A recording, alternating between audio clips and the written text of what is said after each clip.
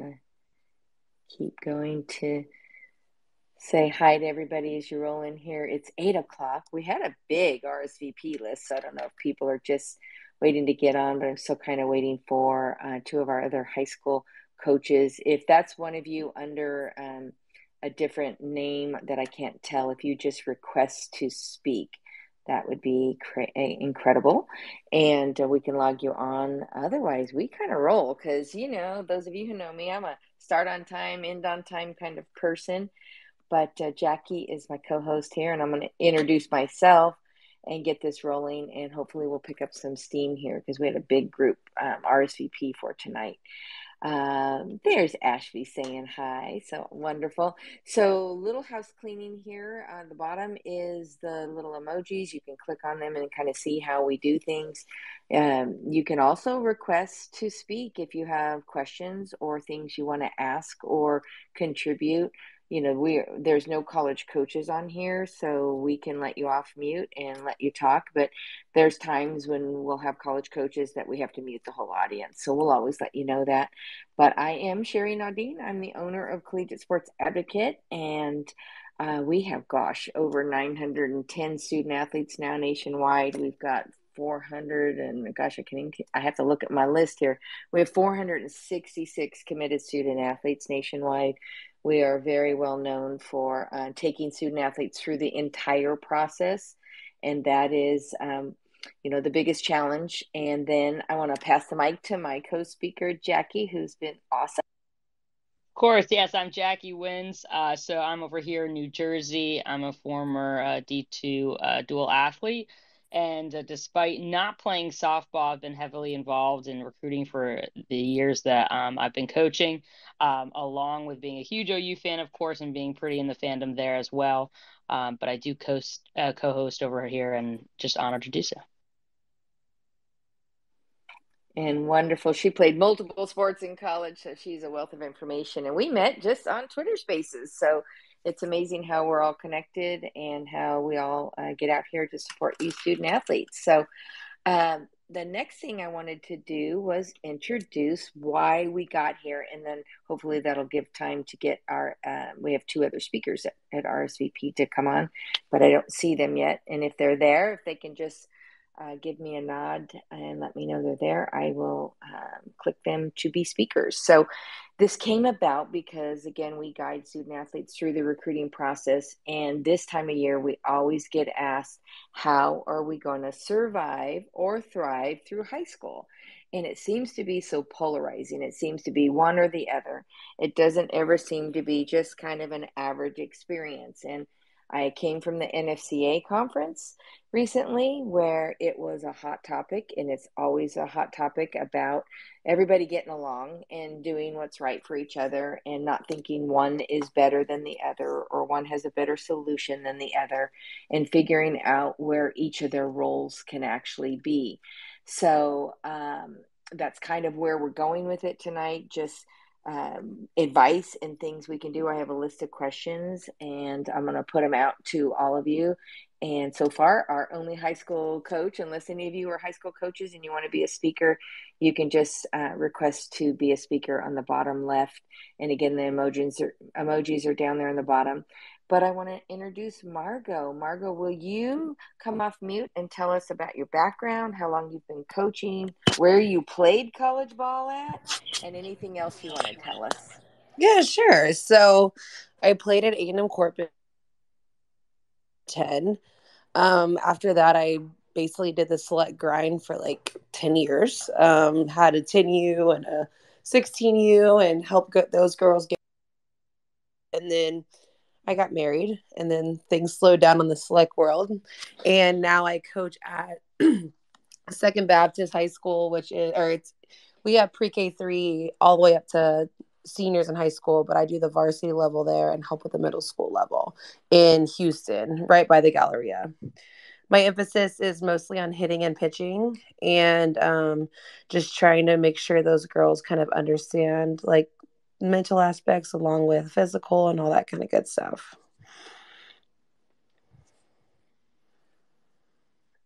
Oh, fabulous there. And we kind of go back and forth on mute. You'll kind of watch Jackie has good space protocol or space manners here, but we go back and forth on mute in between. So if you want to go back on mute, and then also if you want to get to a safe space in your office because there was kind of some bleeping in and out, and then definitely you want to sit kind of still and not have a lot of noise because the mics are really, really powerful. Okay. So that would be awesome. And then I see another Geyer softball logo. So if you also want to be a speaker and contribute as a high school coach, if you're a high school coach, I'm not sure if you're the coach or you're just a listener with a high school tag on it, but we are interested in hearing from the high school coaches or the experiences you guys have had in high school coaches. So all you have to do is on the bottom left, just request to be a speaker and we can bring you off. So I'm going to kick off with, again, the reason this came about was this is a struggle we have every year, especially freshmen. They come in with real high expectations about what high school is all about. And I will tell you that all three of my children played high school ball at multiple sports, and there is a mystique about it, and there is an absolute benefit to it. And I would want the high school coaches to share the benefits. And Margot, I think you've got a great background here with being a travel ball coach and a high school coach and some of the things. So I want to start off with Margot, if you could list the benefits of playing high school ball for, and I want to preface, high level high school softball players that play travel ball, because that's who we've got on here is very high layered travel ball players, some already committed that kind of struggle when they get into high school. And if you could share some of the benefits and give some advice here. Yeah. So, I mean, one, it's free, right? So we can all play with our friends and be around people that we've grown up with and make true memories. When you get to college, it really is going to feel like it's a lot of fun, but it's definitely your job, right? You were recruited to go there. And I think that high school does a great job of making it feel special. It's more of an event. It only happens twice a week and your family and friends get to go. And it's just more of an experience for you to be there and to soak up and really to excel because y'all are probably the best, in your classes. And, you can really benefit from playing, high school ball. Not only, getting reps that you probably wouldn't get anyway because your select teams aren't playing, but also just um, showing up and making sure that you can grow the sport as well on the high school level. If y'all don't play, then who will, kind of thing. The other thing that I loved about the difference between select softball and high school is that you can definitely mentor those younger kids that you might not be able to always hang out with because you're playing higher level select softball during the summer and the fall. And you would be able to do that in that high school environment. When you get to college, you're going to play double headers, you're going to play tournaments, and you feel like you're playing all the time. And it's just not as the same environment as it is in high school. That's great. And I want to remind any of you, if you want to add comments to this, all you have to do is click on the bottom left to add anything you'd like to say. Some of you are repeat high school players. I see a couple dads up here. This is definitely meant to be a group contributor type of call here tonight. And then I would add that she said, playing with your friends, it's free. The reps, getting the reps in leadership. I think it's important also to fine tune your different abilities that you have a difficult time doing in high school. And Jackie, what would you like to contribute? This is an interesting topic because in soccer right now on the girls' side, we have this huge epidemic where there's now not many high level players playing for their high school or doing these academy things, and it's a big ordeal. And I always said like that was one of the biggest mistakes that they ever did was to dismiss their high school ball because that's where you stay and you love the game. And you're playing with pride for the high school across your chest, your community. There's a different world in comparison to your different clubs and whatnot because it just like when you're in college, you're playing for that across the chest. There's a different way to learn investment in something that even though you guys may not be the best or perhaps you do go to a great high school program, right? You learn that type of investment there and how to work, with all different types of levels on your team. And then I also wanted to mention, the leadership aspect is that, you can be a leader on your club team, things like that, amongst people who are, great at your level. But it's different when you're learning and you have to break things down and you have to teach, and you almost become like this mini coach sometimes on high school teams, because you're helping those teammates, build. Do you want everybody to be good to get to a state championship? And it teaches you a different form of leadership than you might actually face. So sometimes you can tell the difference between those two types of athletes that may have not had those opportunities, and where they are in the ability to lead and be resilient through those types of challenges. Yeah, that's incredible insight. The other thing I think that happens out here is there's just people don't recognize that you don't get to pick your teammates, right? Not like in travel ball. In travel ball, you get to pick your coach, you get to pick your teammates, and sometimes they pick you. And so the talent disparity is there, or lack thereof, right? That was the challenge. And Jackie and I talk a lot about soccer and other sports.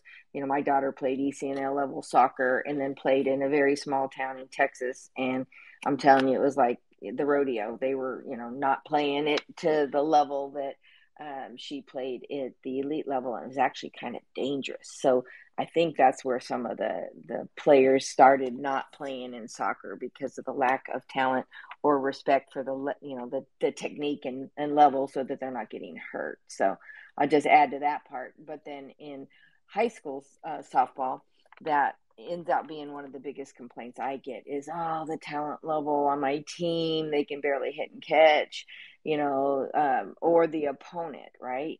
Like we played with a Baylor level shortstop. We played with 4 other girls that went travel ball, but we didn't have a pitcher. It was rough. Like, can anybody throw a ball across the plate? So, what it does is it deflates all that excitement for these freshmen that are coming in.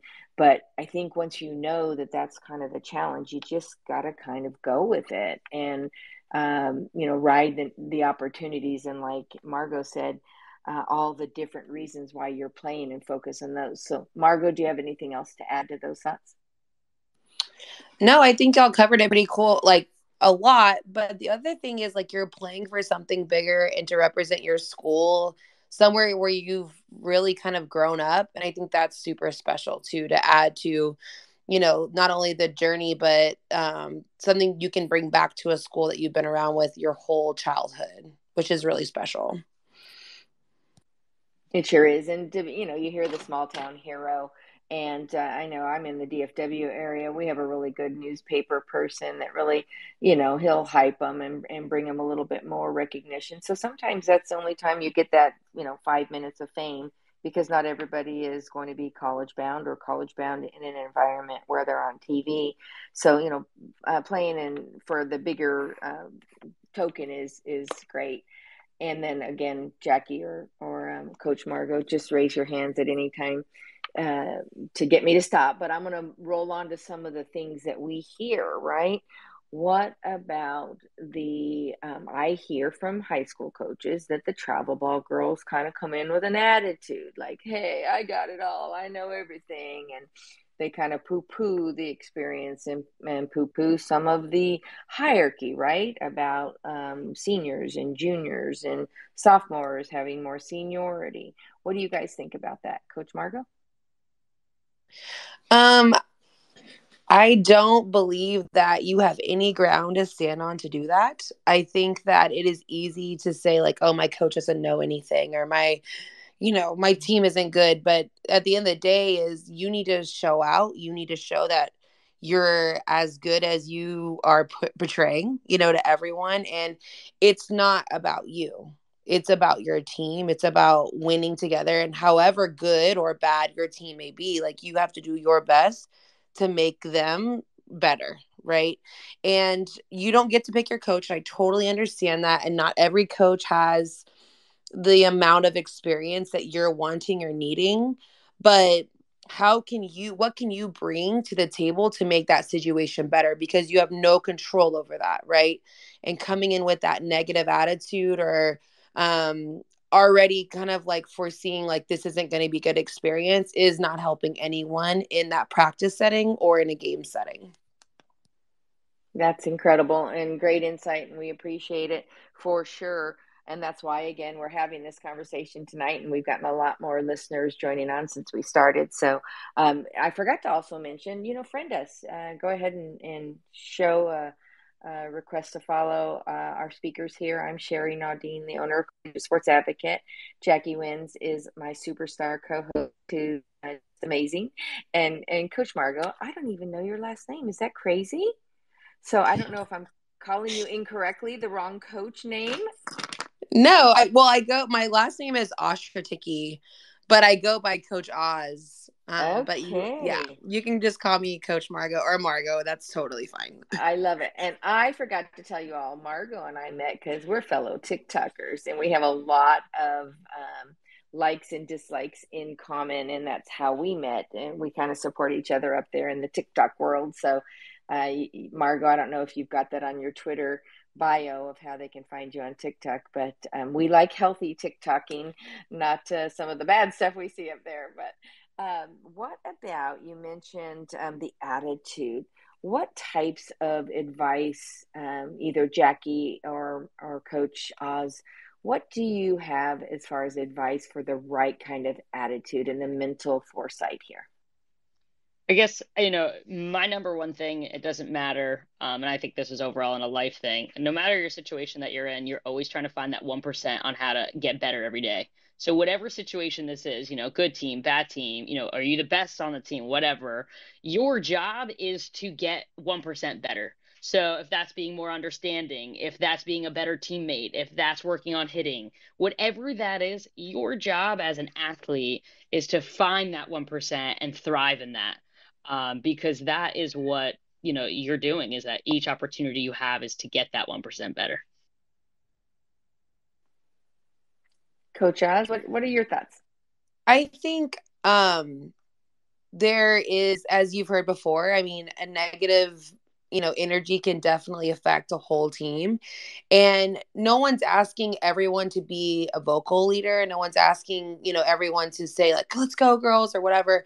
But if you're taking the little drills seriously, that freshman or sophomore will take it just as serious as you are. If you're going to be a leader by example as a junior and senior. So if the coach says, hey, like we need to do it this way, and you give like, oh, whatever, that is going to trickle down. And the thing is at the end of the day, when I get my high school girls and they take swings off, that affects them. That affects what they do at the plate, not what of course I want them to do well, but at the end of the day, you have to get in the box.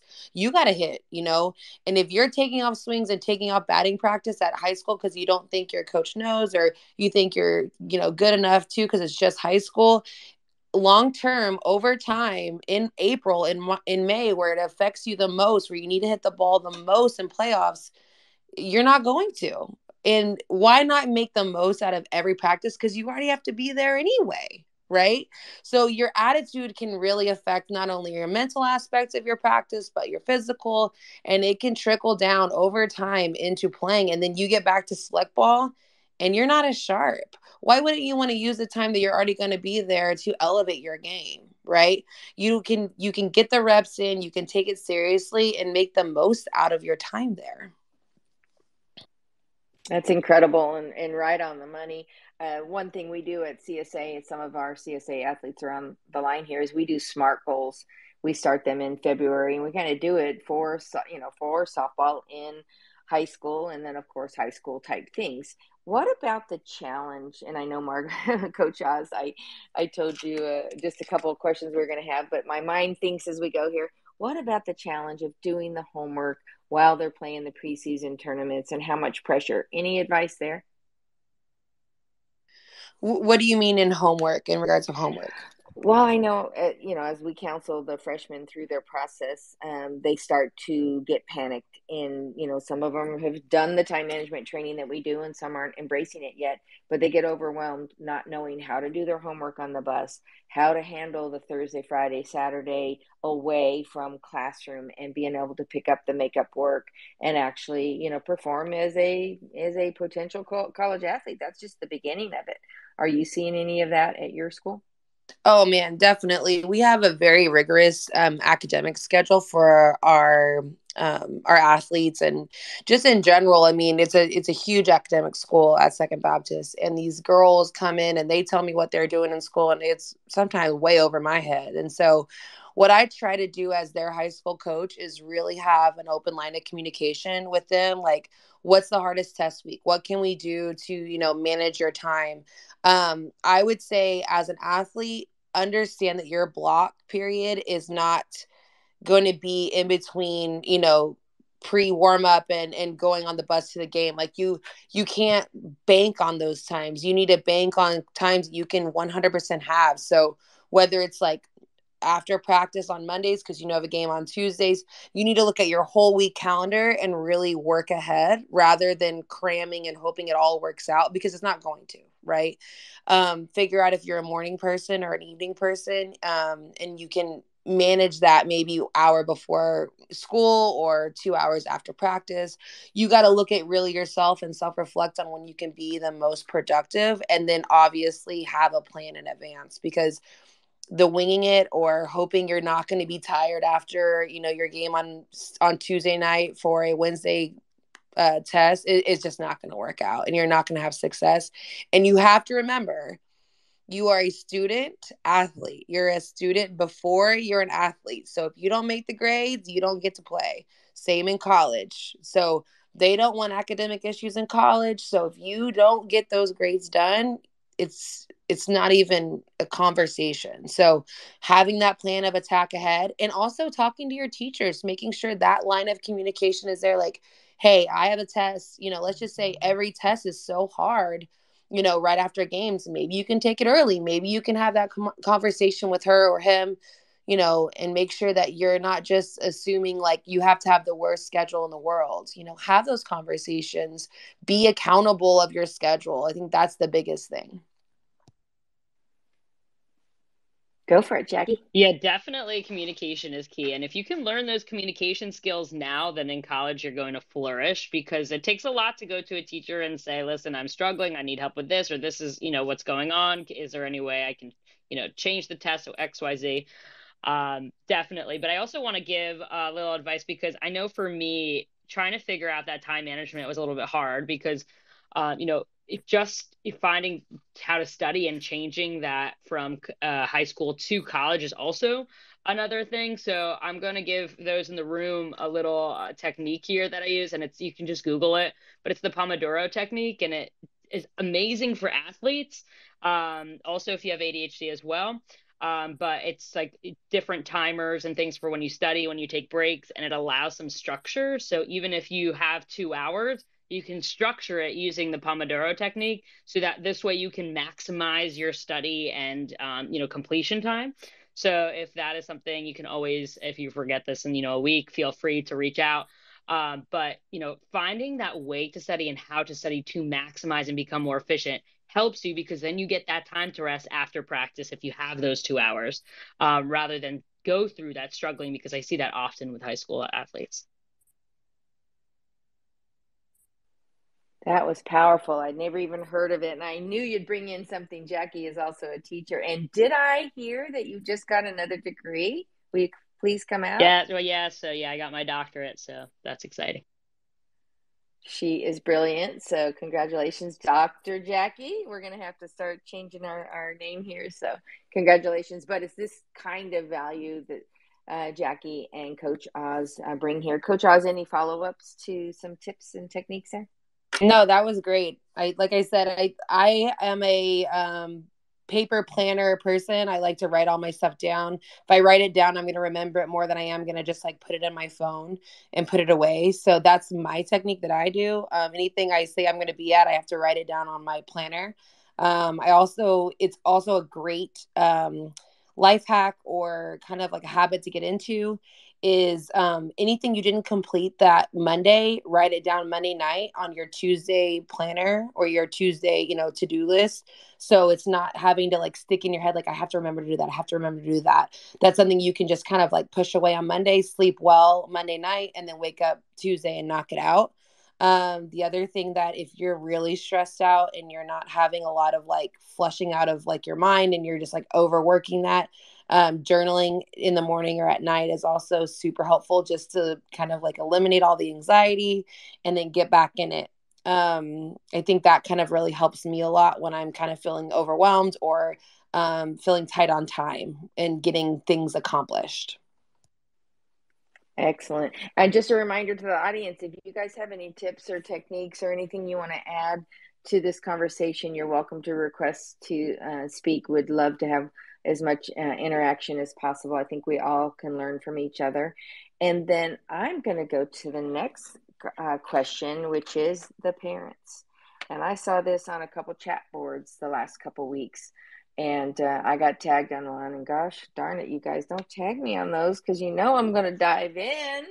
But it's, the parents when they come to high school and their interaction. How do you control the parents? Do you have some expectations that you set down, Coach Oz? Yeah, I think, a lot of people have all different I guess ways of handling them. I think it's important that they know that I want their daughters to be successful. As much as they're successful, I am, right? And I also want them to know that I care about them and I love them and I want them to, feel that where we're not. It's not like this huge like I'm the coach and they're the player. Like we need to have open lines of communication. If your daughter's going through something or you're having something going on in your family, like I need to know about it. So open lines of communication, 100% open door policy in my office. Like if you need to talk overwhelmed, please come talk to me.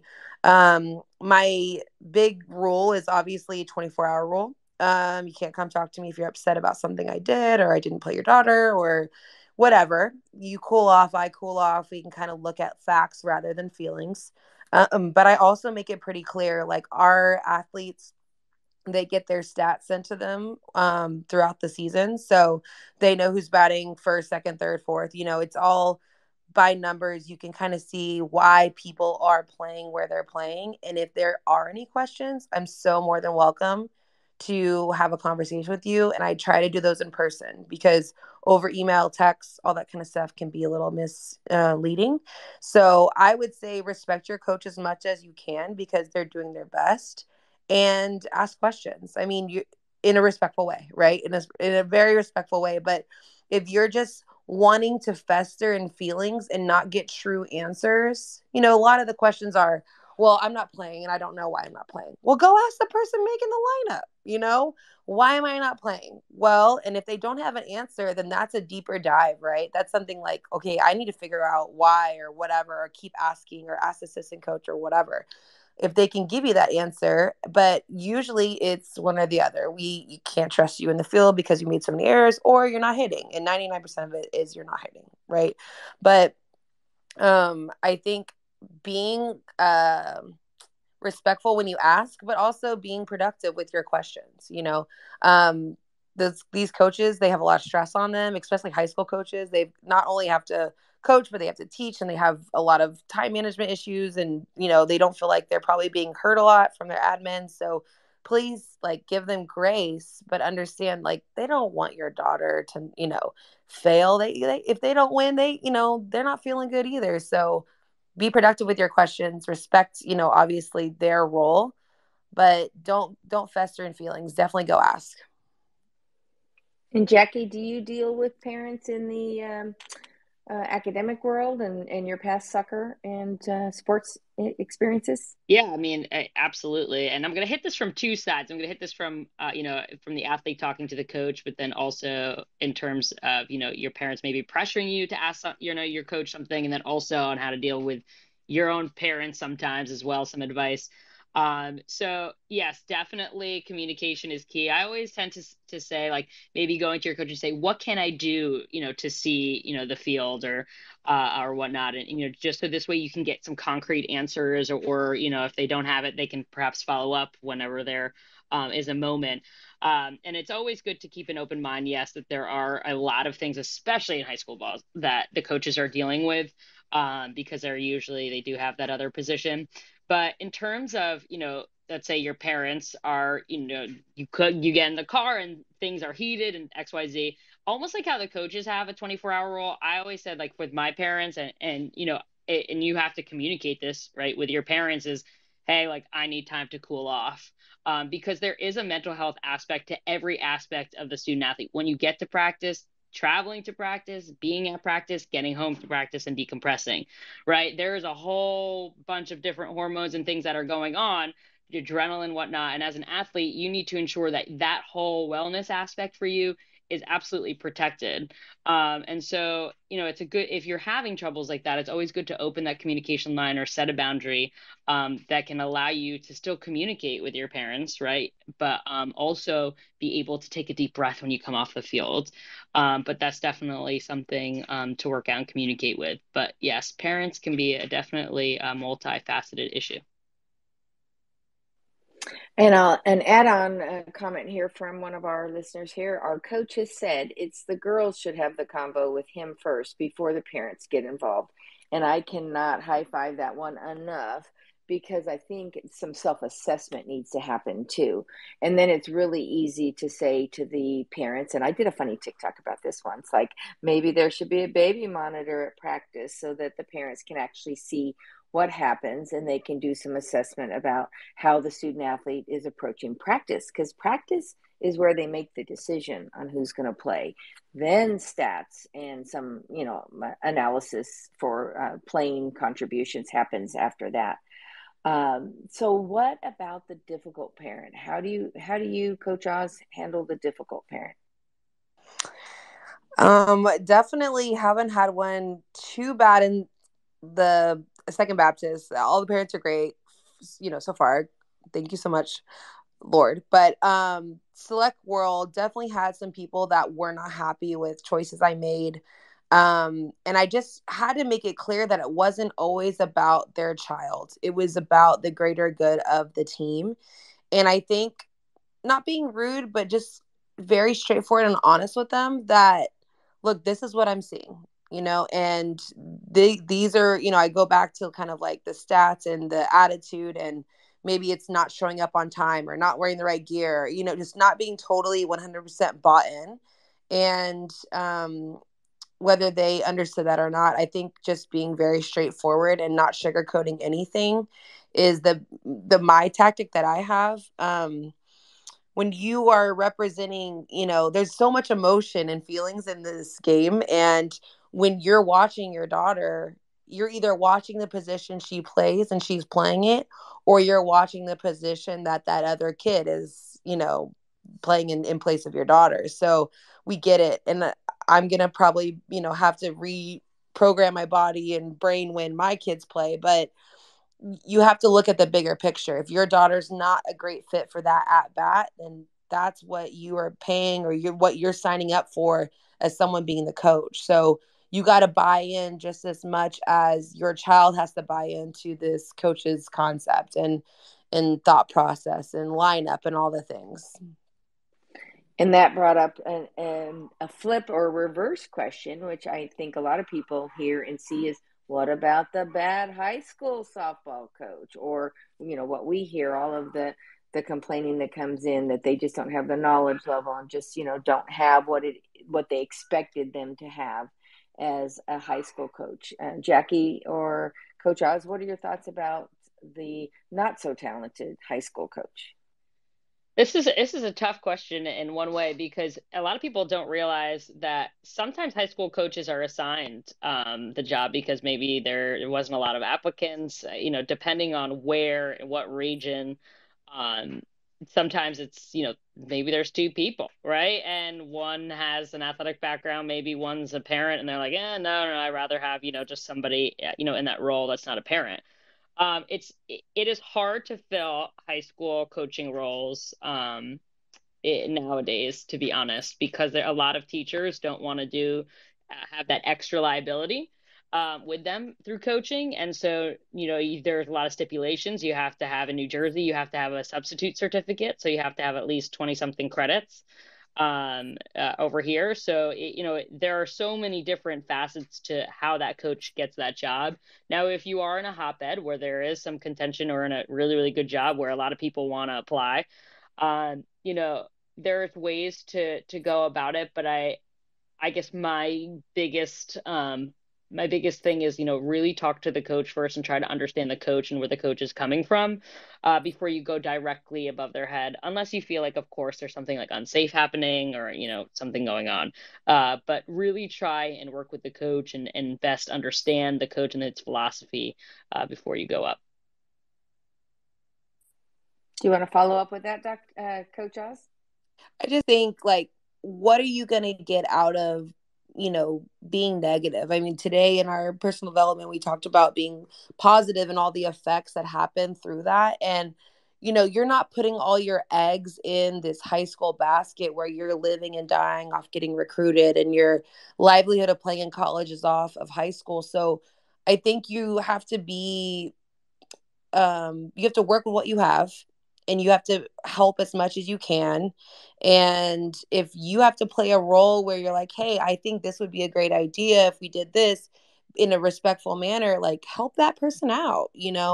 What you're not going to get out of anything out of being negative about your situation. You just have to make the best out of it, because like she said, at the end of the day, there are restrictions definitely in public school. There isn't, a perfect fit for every single person at every single high school. And you're just, you're basically district into that school. So, like she said, if it's unsafe, or you feel like something, negative is happening that would hurt someone in the future, I definitely speak out. But overall, just, that guy or that girl got that, coaching job. You just have to make the best out of it, because, at the end of the day, it's going to be whatever you make it.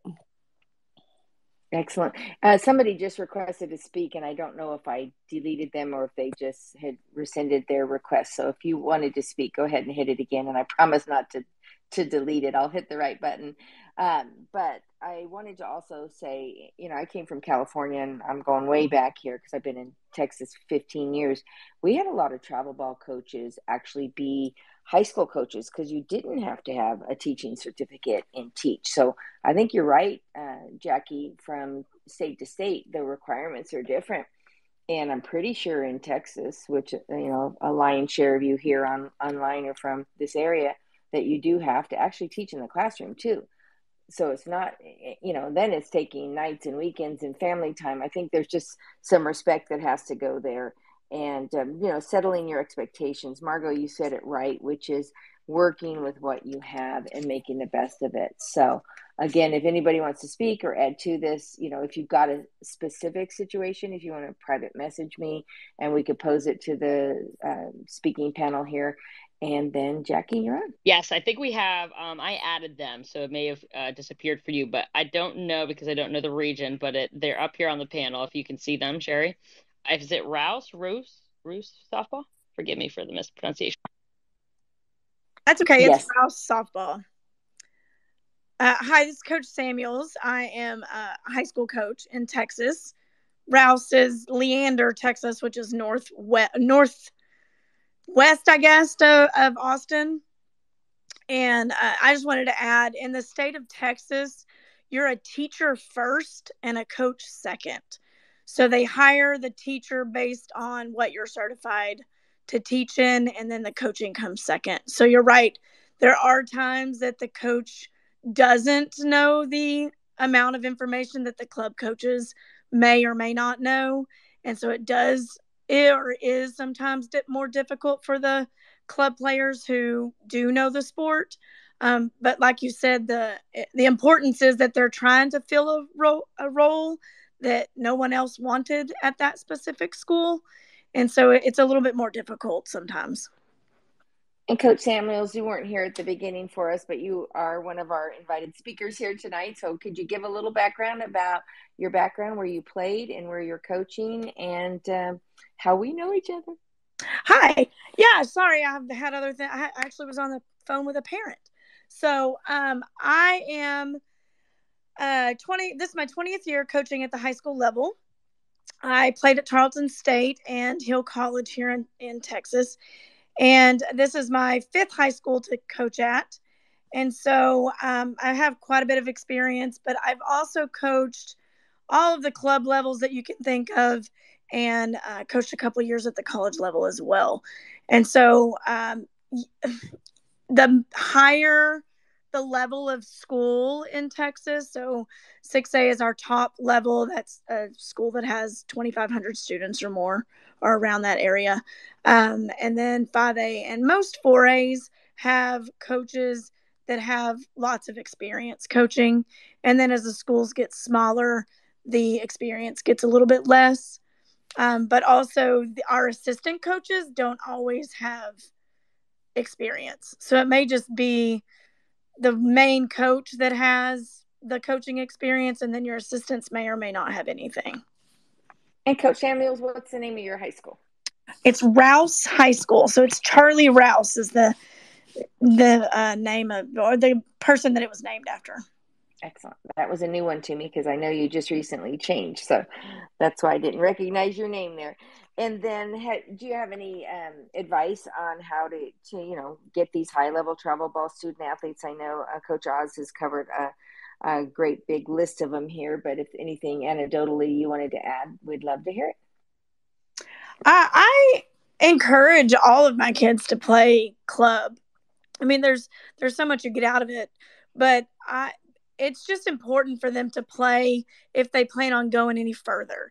If they're just playing in high school and it's fun for them, and they don't plan to play at the college level, then great, let's do it and let's go for it. But if they want to play at the college level, they can't just play at the high school level. It just doesn't work. There's nobody comes and watches.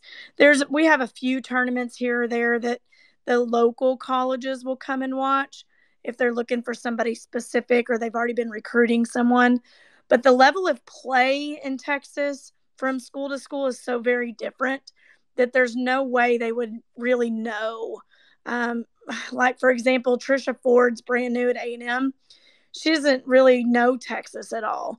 So she won't know if Rouse is playing against, say, Dripping Springs, she doesn't really know either one of us. So she doesn't know the talent level and if it's really good or really bad, or, if one of our pitchers is throwing a no-hitter, is the team equivalent to our skill or maybe not. So it's a little bit more difficult, I would say, to recruit at the high school level, just simply because it could be a waste of their time if they don't really know what the level looks like. Great insight. One of our listening members here is stating another issue that we've had that I struggle with because I'm old school. We didn't play on the weekends, and school ball was school ball, and you played it after school. But now everything drips into the weekend, so we have very segmented times in which there's a fall ball, and then for Oklahoma, y'all play with 5 other states that have an even odder time that they play high school. They play it in spring.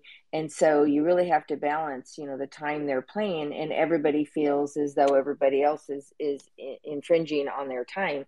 And we mentioned it at the start of the show. Dr. Jackie and I were talking about they haven't even started high school in New Jersey, and we're well into it. It starts in the middle of January and it ends at the end of May. And I think it's because there's over 1,300 high schools just in the state of Texas. I think they have to get them through the playing brackets to get them to a state championship. But how do you handle right now kids are going to camps and for colleges, and they're trying to get exposure, and yet they're being told they have to show up to their Saturday practice or their tryout, or they won't get to play. There's some real hard rules that some of them are putting on there, and Coach Samuels or Coach Oz, you're welcome to answer. I would say I'm not the norm when it comes to that, because I'm not territorial. So if they need to go to a college camp. Why will I just don't feel like I should keep them from that.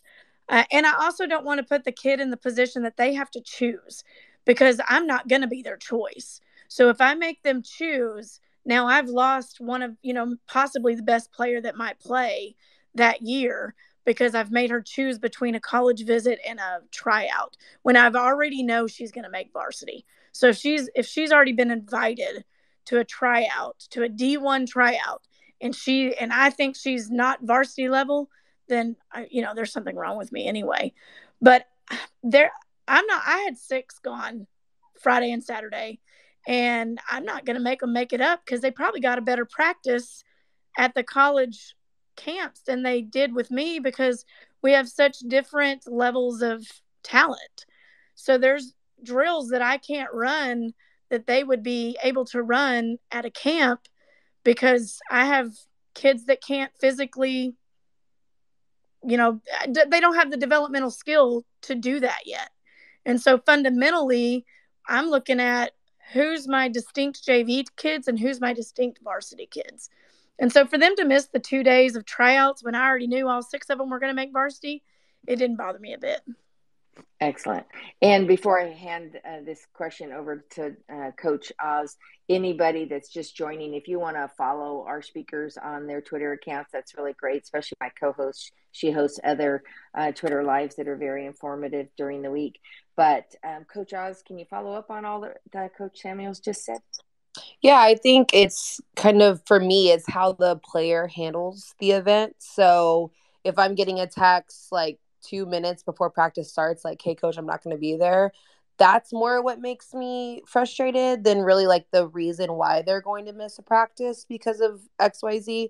If they're doing something obviously softball related that's going to benefit them, like you said, like get good reps, get a good workout in, and they're not missing, then that's totally fine. But to handle it in a very mature and respectful manner where I can make my practice plan, that morning and understand like, hey, I'm not going to have, Brittany at practice today because she's going, and it's an open line of communication. That is more what you're going to use later down down the line when you're at a job or anything like that, respecting other people's time.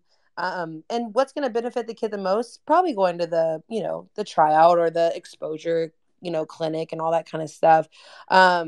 I think that's where I really am trying to hone in on my girls is like, you have to respect other people's time. You have to communicate with me and the other coaching staff so we can be productive while you're gone. Dr. Jackie, any thoughts there? Yeah, I mean, it's all about communication. And I feel like this is where athletes really mature in their high school experience, is that you have to learn how to navigate logistics and all the different moving pieces. Because even when you plan to play at the next level, I mean, you need to be able to have those skills. You can't just, you have a test, whatever, and you hide it, you XYZ, then academics struggle, or you're not playing that well. So this is definitely a challenge to keep up with and to learn to build these skills and have that confidence, but it will help overall in the end for sure. Amazing. And as most of you know, the CSA model is on time management, communication, and accountability skills. So I'm going to summarize some of what we talked about today to give you guys a chance to put in your questions if you want to come out and speak. Coach Dr. Jackie will bring you up as a speaker, or you can private message us if you want to stay anonymous, and we'll answer those. We have about 10 minutes left. But basically what Coach Oz and Coach Samuels have gone over is that, the benefits of playing high school is playing for free. You get reps, you get to lead others, you get to have pride in your community and play with your friends. You don't necessarily get to pick your teammates, but that's some of the challenge. When you go to college, you also don't get to pick your teammates. The colleges pick those. So I think you're getting some of the life lessons and life journey along the way, learning to get with others that are diverse or have different backgrounds or playing ability. You're playing for a bigger purpose, and it's about the team, and you're learning these things that you will learn at some point in your life journey of sport.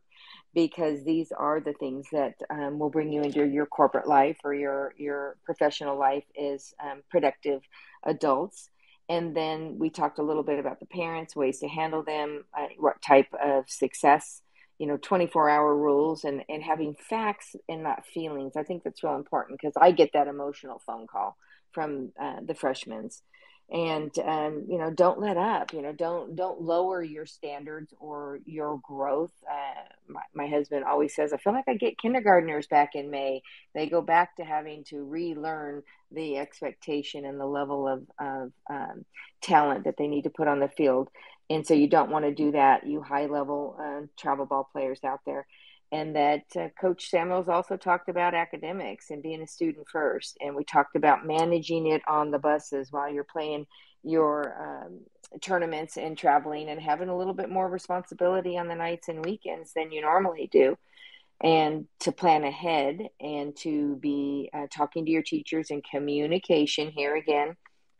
And then Dr. Jackie, I loved your, I hope I'm saying it right, Pomodoro technique about having timers and structure. And there's just so much more in this category that you can reach out to your counselors and get advice on how to handle these, because it's only going to get tougher. Your first time you get really hit hard with time management is your freshman year. It's going to grow and it's going to get heavier and heavier. So having like the time management tool and technique that we teach or others are teaching you is very important. I know Dr. or Coach Oz, you talked about journaling and planning, and I'm trying to teach them to use electronics because those darn phones go everywhere with them. So, we're teaching you the same techniques, and how you choose to manage it, I think, is going to be either here nor there. It's so, so important. And then last couple notes here, decisions about the greater good of the team is where I think you really need to think about before you get the emotional questions or the emotional things, and what's the real purpose in the end, and does it really match? We talked a little bit about the not so good coaches, about being positive and what their backgrounds are. Dr. Samuel or Coach Samuels really talked in depth about that, their backgrounds, and they may not be perfect specimens, and to have some grace and mercy on them and understand where they're coming from, which brings back to communication again. So the life journey, the communication, the expectations, and setting your own personal goals. See here, we have another question. Let me see if I got them all. Excellent convo about the benefit of both club and high school softball. Thank you, Coach Walker. We appreciate that support. Anybody else? I'm looking on my message boards. You can DM me or Jackie or Dr. Jackie or Coach Oz. Any other thoughts? I think just overall, if you're the student athlete and you're struggling in that, department of high school, and, maybe you find yourself on maybe the more talented end, is break down and for yourself, what do you personally want to work on and get out of it, to ensure that you stay focused and you stay in that realm and you come to practice each day. Not only getting the reps and things like that, but like I mentioned at the start, that 1%, figuring how to get better each time you get to the field, whether that be in high school, that will help you beyond as well. Coach Oz?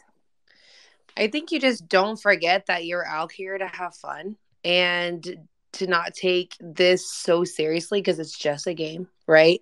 And to make sure that you slow down and think like, this is where I want to put my time, but I also want to build relationships, be with my friends, and take something that you're really good at, that God's giving you that ability to be, and put it out there and really shine. I think a lot of this generation is taking it very, very seriously, like it is a job 24/7. And don't hear different, that I don't think you should grind. I don't think you should, of course you need to go practice and do it. But at the end of the day, it's just the game. And you have to let yourself be 16-year-old kids playing a game. You will have way more success on the field, at the plate, on the mound, in your position, if you just relax and just remember it's just a game. And you will have so much more success in the future, I promise.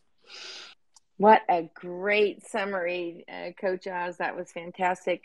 And before you all go, make sure you go follow the speakers on their Twitters and stay in touch with us. We all are giving out here to you guys as much as we can information. You can also private message me. Again, I'm Sherry Naldine, the owner of Collegiate Sports Advocate. You can private message me for the next topic because we're going to do this every Monday night, 8 p.m. Central. And we're going to try to stick with as many topics as you guys need to hear. We're going to listen to you guys and provide you what it is that you're looking for and what you're wanting out of this, and how we can better serve you as a whole community. And then Jackie, did you want to say your background again, since I think about half of them came on after we introduced ourselves, and just give a little bit more as a how to connect with you? Absolutely. You can definitely connect with me through Twitter. I'm probably the most active. I'm a former D2 dual athlete in lacrosse and soccer.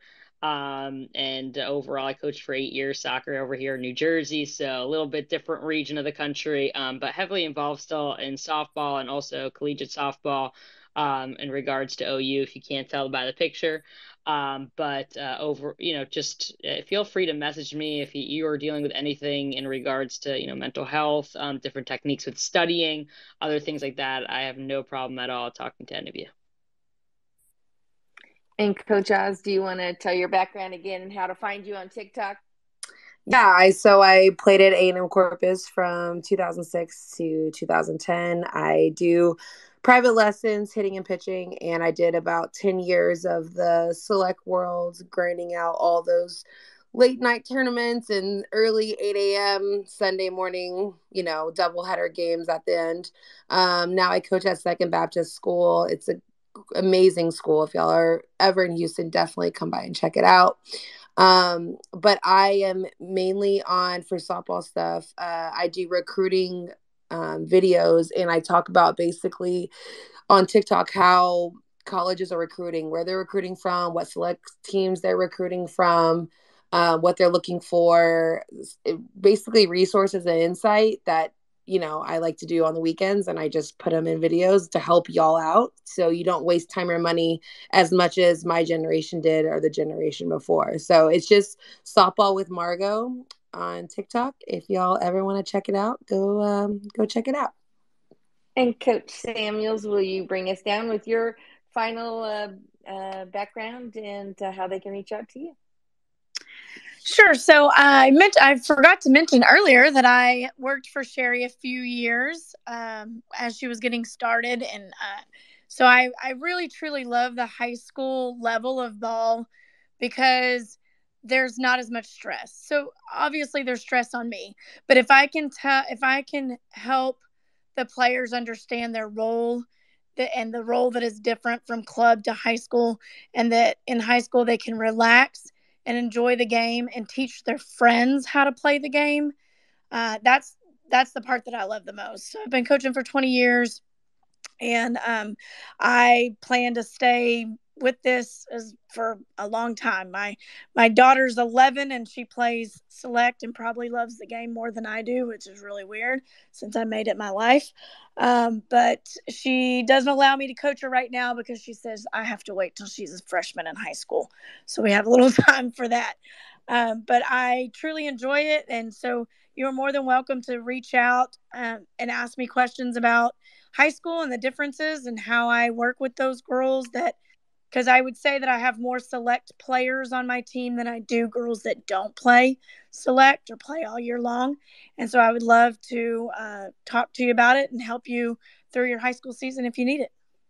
Thank you, Coach Samuels.